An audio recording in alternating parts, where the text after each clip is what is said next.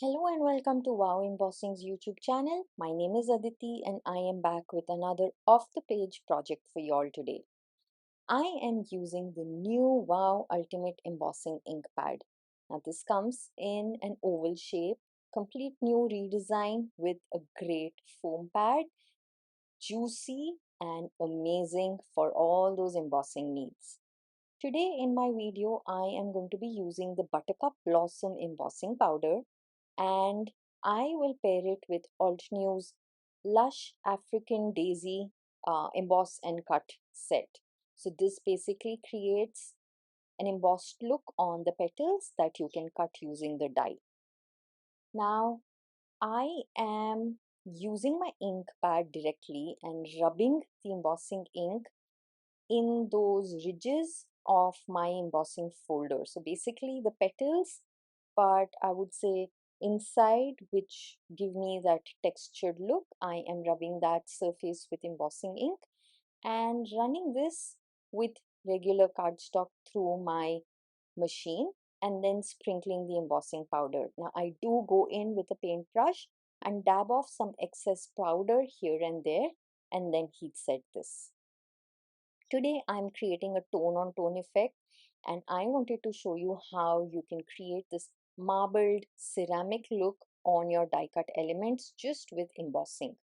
Now after I have embossed and die cut the petals, I have placed them on my sticky mat and I'm using orange cream alt new ink and my mini blending brush to just ink blend on the die cut petals. Now once I apply a layer of ink and I'm going to be using burnt red for that flower center, I didn't cut that extra flower center piece by mistake. I used the keyhole die on my embossed piece and I just went with it and you will see how I improvise as I go along. Now in between, I after ink blending used a paper napkin to wipe that excess ink which was sitting on top of my embossing powder. And that is what creates that ceramic marble look.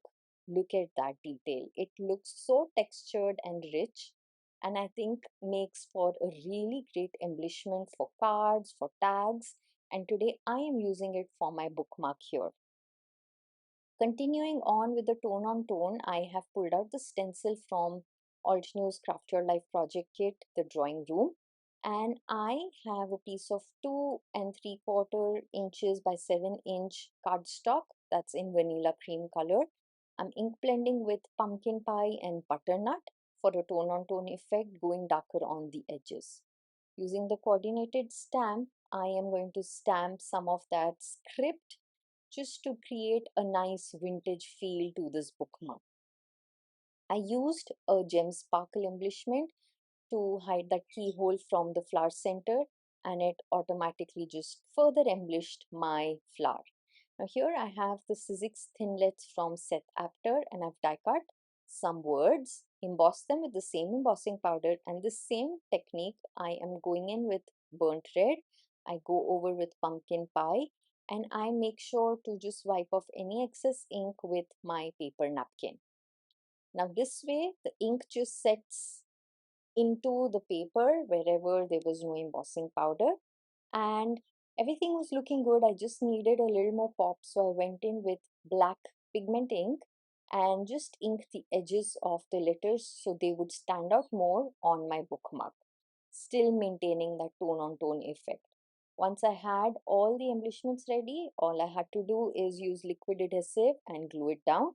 I chose Bloom and Grow for this bookmark, which I thought was really perfect with that daisy on top and giving me a nice vintage feel for my creation today.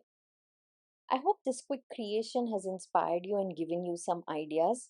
Do leave your comments below. I love reading them just to know how you were inspired and do tag me on Instagram.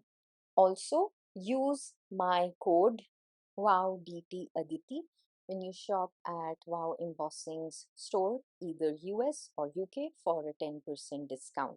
That also helps me gain a little affiliate income, which comes at no extra cost to you. With that said, here is a closer look at the details of the bookmark, and I'm very happy with the way this turned out. Again, I really hope that this quick and easy tutorial inspired you to create a project with a marbled ceramic look for your next make. Until the next time, take care and bye bye.